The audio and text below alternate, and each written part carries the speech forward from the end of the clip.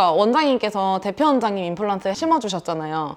근데 여기 광고를 하는 걸 보면은 등급이 나눠져 있는데 가장 좋은 최고 등급을 심어주셨나요? IBS 심었잖아요. 근데 IBS는 환자분들이 알지도 못하시는 거거든요, 맞아요. 브랜드를. 네. 왜 IBS를 심으셨는지. 이렇게 최고 등급의 임플란트가 있는데. IBS 같은 경우에는 나사 간격이 좀 길거든요. 네. 그 나사 간격 사이에서 뼈가 셀프로 좀 생길 수 있는 기능이 좀 있어요. 임플란트 할 때 텐팅 스크류라고 해서 그 잇몸을 이렇게 못 내려오게 이렇게 막아주는 그런 게 있거든요. 그런 스크류를 박아 놓으면은 이제 텐트처럼 공간이 비어 있잖아요. 네. 그러면 거기 안에 뼈가 생겨요. 그러니까 피가 먼저 차고 네. 그 피가 계속 거기 있다 보면은 이제 뼈가 되거든요. 그런 임플란트 자체 매크로적 디자인 자체가 네. 그 상황이 좀 더 맞았다 이렇게 생각됩니다. 어떻게 생각하면 되냐면은 TS, SS 이런 것들은 임플란트가 어떻게 생겼는지, 네네. 그러니까 디자인에 관한 거고, 네. 그다음 여기서 나오는 SA, CA 이런 애들은 임플란트 표면이 뭘로 이루어져 있는지 그 표면 처리에 관한 방식이에요. 네네. 대략적으로 그냥 설명만 하면 얘는 SA 표면은 샌드블라스팅 한 네네. 거고요. 그다음 얘는 칼슘 요갱액에다 담궈 놓은 거. 네. 그 다음에 얘는 하이드록시 아파타이트 성분을 코팅한 거. 네. 이런 거거든요. 네. 그러면 근데 결합력에 차이가 있는 거예요? 뼈랑 좀 유사한 물질을 여기다 표면 처리를 좀 해놔서 좀 더 잘 붙는다. 이게 주장을 하는 거고, 이렇게 이제 주장을 했던 것들 중에서 나중에 이런 표면 처리가 잘못돼서 임플란트가 망가지는 경우도 있어요. 오랫동안 검증됐던 네. 방법을 쓰는 이유는 그것 때문이고, 만약에 우리가 네 가지 다 쓰는 병원이다라고 한다면 환자분이 돈을 더 내고 내가 이 최고 등급의 이거를 해주세요 라고 하는 것이 네. 환자분으로서는 의미가 있는 일일까요? 그냥 가장 많이 쓰는 임플란트 디자인과 표면 처리를 쓰는 게 가장 합리적인 것 같고, 네. 그거를 좀 더 뼈랑 더 잘 붙게 하기 위해서는 네. 플라즈마를 돌린다든지, 플라즈마. 네, 아니면 조금 골질이 약해서 조금 더 고정력이 강하게 필요한 경우에는 TS3 말고 TS4를 이용하거든요. 그러니까 조금 더 테이프하게 생겨가지고 드릴링을 좀 적게 하고도 네네. 고정을 초기에 좀 얻을 수가 있어요. 아, 제 대표 원장님 같은 경우에는 저희 병원에서 심고 있는 임플란트 라인업이 좀 3개 있잖아요. 오스템 있고, 브랜드로는 디오 있고, IBS. IBS 이렇게 3가지 있는데, 제가 봤을 때도 원장님의 골폭이나 뼈 상태에는 IBS가 좀 더 맞겠다라는 생각을 해서 이제 그거를 식립했어요.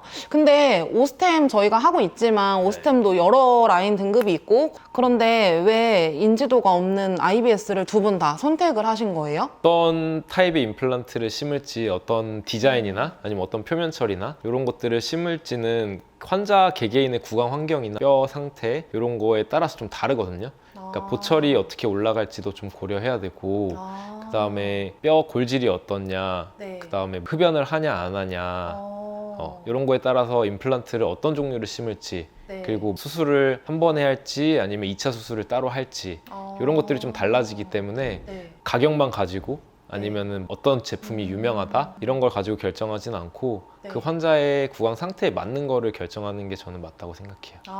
그럼 저희 원장님은 어떤 구강 상태이셨길래 IBS를 선택하셨나요? 원장님은 일단은 안에 염증이 좀 있었거든요. 그 다음에 뼈 이식을 따로 하고 싶어 하지는 않으셨던 것 같아요. 환자분이 원하지 않을 수 있는 거. 근데 모든 케이스에 그런 건 아니고, 네. 뼈 이식이 필요 없는 경우도 있고, IBS 같은 경우에는 나사 간격이 좀 길거든요. 네. 그 나사 간격 사이에서 뼈가 셀프로 좀 생길 수 있는 그런 기능이 좀 있어요. 매크로적 디자인 자체가 네. 그 상황이 좀 더 맞았다 이렇게 생각됩니다. 유명한 걸 쓰는 게 더 좋은 건 아니냐. 아까 이제 요분은 일본에서 오셨는데, 요분 같은 경우에는 틀니를 쓰고 있었어요. 부분 틀니를 쓰고 있으면은 임플란트를 심고 그 위에 머리 부분이 들어가기 전에 뭐가 튀어나와 있으면 부분 틀니가 안 맞거든요. 이런 환경 같은 경우는 아예 묻어두는 게 좋기 때문에, 그러니까 오스템이나 뭐 디오 같이 뼈 안에 묻어두는 그런 타입의 임플란트를 주로 식립하고요. 그게 아니고 미국에서 오신 분 같이 좀 초기 고정력이 많이 나와야 되고, 그 다음에 골폭이 되게 좁은 경우에는 IBS라는 타입의 임플란트가 되게 효과적이에요. 환자가 네. 오스템 심어줘 이런. 그럼 심어드려야죠.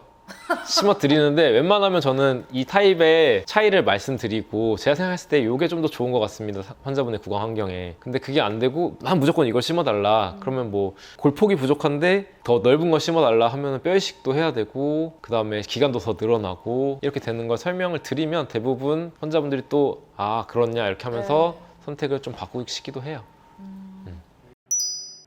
입에 맞는 게 좀 더 오래 쓸 수 있는 거예요? 오래 쓴다기보다는 처음에 탈이 많이 안 나는 거죠. 그러니까 임플란트가 실패하거나 이런 경우가 좀 적기 때문에 그거를 선택을 하는 거죠. 롱텀하게 본 것도 중요하지만 바로 심고 나서 중간에 임플란트가 빠져버리거나 아니면은 뼈랑 임플란트는 골 결합을 하거든요. 골이랑 결합을 하는데 그 결합 자체가 형성이 안 되면은 아예 롱텀은 생각도 못하고 임플란트 다시 빼고 다시 심어야 하잖아요. 그러니까 그 과정 자체를 탈이 안 날 수 있게 초기 고정력을 어느 정도 확보할 수 있게 그렇게 심어야죠. 근데 결국 그게 롱텀. 그게 근데 결국에 롱텀으로 좋은 거예요. 금액이 낮으면 낮을수록 네. 좋으니까 딱 정해진 임플란트. 아 그렇진 않아요. 저수가 치과들은 여러 임플란트 라인업이 있고 브랜딩에 따라서 좀 더 약간 업세일링을 해요. 그러니까 처음에는 이제 못 들어본 임플란트를 이제 이 가격입니다 이렇게 하고 여기서 오스템으로 바꾸려면 얼마, 뭐 뭘로 바꾸려면 얼마 이렇게 해서 업세일링을 하는 경우가 대부분이에요. 거기다가 뼈 이식 얼마, 뭐 얼마 이제 이렇게 해서 뭐 아닌 경우도 있다고 하는데 사실 29만 원 가지고 임플란트를 심으면은 적자거든요. 구독과 좋아요 부탁드려요. 구독하는 게 좋을걸요?